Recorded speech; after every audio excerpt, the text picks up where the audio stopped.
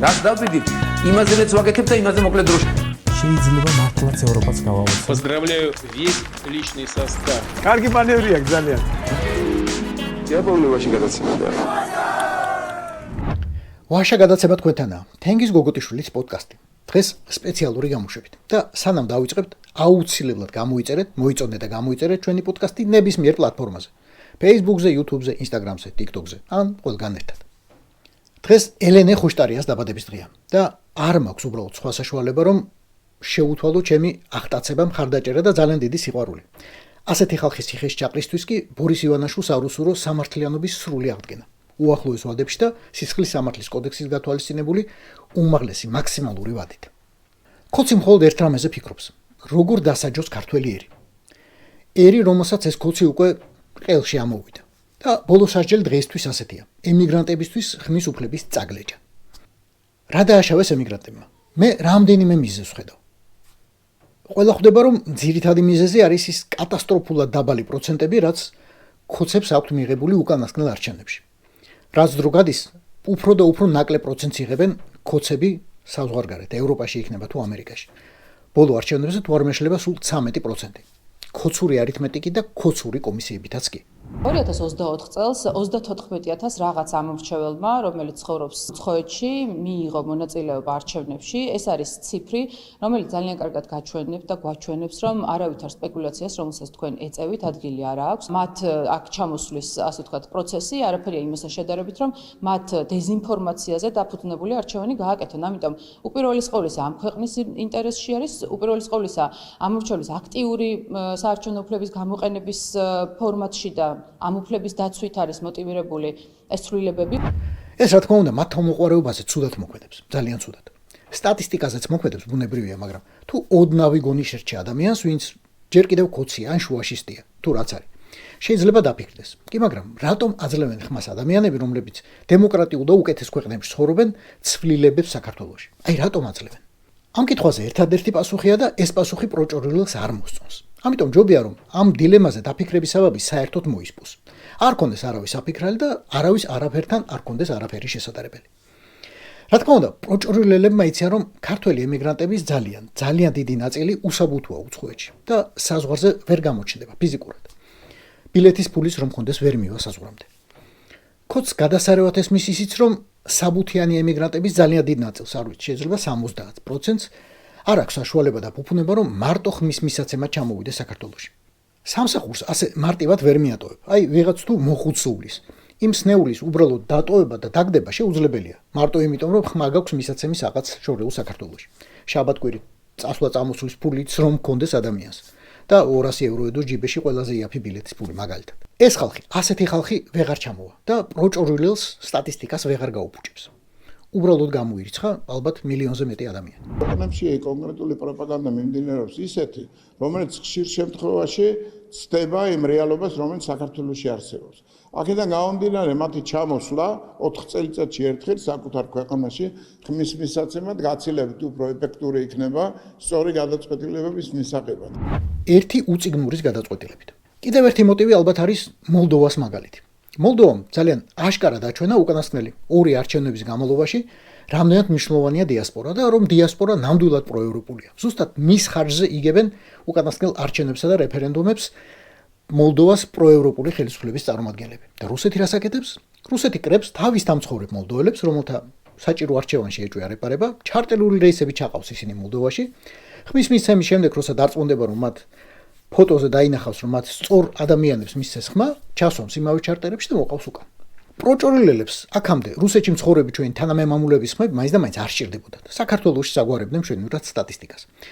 მაგრამ ახლა ამ ბოლო გადაწყვეტილებას ეტყობა, რომ ძალიან გაუჭირდეთ და ალბათ უნდა ველოდოთ აირზენას რეისებს, რომელიღაც რუსულ ქალაქებში ქართველების ორგანიზებულ ჩამოყვანას, მერე წაყვანას და დიდ ბრახა ბრუხს და თავის ქებას ნახეთ, როგორ გვინდა რომ ჩვენი თანამემამულეები ჩავაბათ ქართულ პოლიტიკურ ფერყულშიო.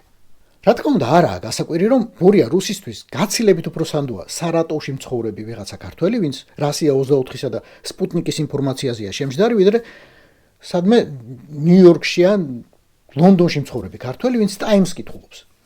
პირდაპირ ამბობენ, რომ ეს ადამიანები არიან მტრული საინფორმაციო ზეგავლენის ქვეშ და მათ არ შეიძლება რომ ანდოს ვინმემ ხმის მიცემა ქართველი დეპუტატებისთვის. ამ ადამიანებს თურმე არ შეუძლიათ რომ ობიექტურად შეაფასონ საქართველოში მიმდინარე მოვლენები. ნებისმიერ სხვა ქვეყანაში ბუნებრივია ადამიანი გარკვეულწილად იქ არსებულ მმართველობის სისტემას, იქ არსებულ სახელისუფლებო რგოლს და ექვემდებარება და ინფორმაციის მიღების თანამედროვე მოცემულობაში ბუნებრივია რომ ამ ხრივ რა თქმა უნდა თავისუფალი და ზეწოლისგან დამოუკიდებელი გაწყვეტილების მიღება იქნება ძალიან მნიშვნელოვანი საარჩევნო უფლების რეალიზების. ერთმა გონიერმა კაცმა დათვალა, მართლა რომ დაიზრან დღეს საბუთიანი რეგისტრირებული ამორჩევლები საქართველოსკენ, მათ საზღვარზე ბლოდინი მოუწევთ 30 დღეზე მეტი. იმდენი არიანო. ხო და თქვენ გონიათ ამდენი ვეღარ გათვალა ბურიამ? მას ასაკის მიუხედავად ანგარიში ჯერ არასოდეს შეშლია. ამის უკან კიდევ ერთი ვირეშმაკული ჩანაფიქრია, შანტაჟი. ზუსტად აი ამავე დღეს, ამ გამოცხადებული ღალატის დღეს, ევროკომისიამ მიიღო უვიზო რეჟიმის შეწყვეტის ახალი წესები, რომლებიც ამ საქმეს გაცილებით გაამარტივებენ. უფრო გასაგებად, გადაწყვეტილების მიღება შესაძლებელი გახდება ორბანის და ვიღაც ასეთი ტიპების წინააღმდეგობის მიუხედავად. ესეც ძალიან კარგად იცის ბორია რუსმა. და პირველი ხომ იცით ვინ დევს ლაფათკაზე? დიახ, სწორია. პარალელურად ქართველმა ემიგრანტებმა დაიწყეს პლატფორმების ჩამოყალიბება, ხელმოწერების შეგროვება ქვეყნებში, სადაც ცხოვრობენ, ლობირება და ძალიან აქტიურად ითხოვენ იმ ქვეყნებში, სადაც ცხოვრობენ, დაასანქცირონ ბორია და მისი ხელის ბიჭები და გოგოები. ამიტომ ახალი კანონით ისეთ მდგომარეობაში უნდა ჩადგნენ ესენი, ისე უნდა დააფრთხნენ, რომ საკუთარი ხელმოწერა გაეწვიონ კიდეც პეტიციებიდან. და მეტიც, ამავე ადამიანებმა, ამავე ემიგრანტებმა თავიანთ დედაქალაქებში უნდა მოაწყონ აქციები ბორიასთვის ადრე დაწესებული სანქციების მოსახსნელად, იმისთვის რომ რეალურად ევროკავშირმა არ შემოიღოს ახლა სავიზო რეჟიმი ისევ საქართველოსთან და ამ ადამიანებს შვებულებაშიც კი აღარ კონდეთ საშუალება საქართველოს ჩამოსვლის. შემდეგი ნაბიჯიც ვიცი, ბელარუსის გამოცდილებით. ემიგრანტებს აუგზავნებენ პასპორტის განახლება საზღვარგარეთ და ყველა გახდება იძულებული ჩამოვიდეს საქართველოში. ასექნა ბატიამ, პასპორტს ან ნებისმიერ სხვა საბუთს თუ ვადა გაუვა, ბელარუსში ჩასვლის გარეშე ვეღარ განაახლებ. ჩახვალ ბელარუსში და საზღვარზევე ამოგიყრიან შენს პოსტებს Facebook-ში. რაღაც დალაიქებული გექნება, რაღაც ან ვიღაც გამოწერილი, რაღაც სიცილის სმაილი კი დასმული, WhatsApp-ი გექნება, რომელიც აკრძალულია, YouTube-ი, რომელიც ასევე აკრძალულია, Twitter-ი, რომელიც აკრძალულია. ამებს თუ ბელარუსში ჩასვლამდე წაშლი, აუცილებლად ამოგიყრიან, თუ ძალიან მოინდომებს, KGB აუცილებლად ამოგიყრის ტელეფონიდან ან ლეპტოპიდან და აუცილებლად გაგიშვებენ იქ, სადაც შენაირების ადგილია. ვირის აბანოში. მოგიყენებენ რამე მრავალწლიან მუხლს, პრეზიდენტის შეურაცხყოფას ან სამშობლოს ღალატს და ასე შემდეგ. თუ გონიათ რომ ასეთი საქართველოსგან შორს ვართ, ძალიან ცდებით. მაგრამ ყველაზე მეტად მაშინ ცდებით, როცა ისტორიულად ამტკიცებთ ემიგრანტებს ხმის უფლება ჩამოგვართვესო. რა ჩამოგართვეს, რაც არ ქონდათ. უბრალოდ არ ქონდათ. რა უფლება ჩამოგართვეს?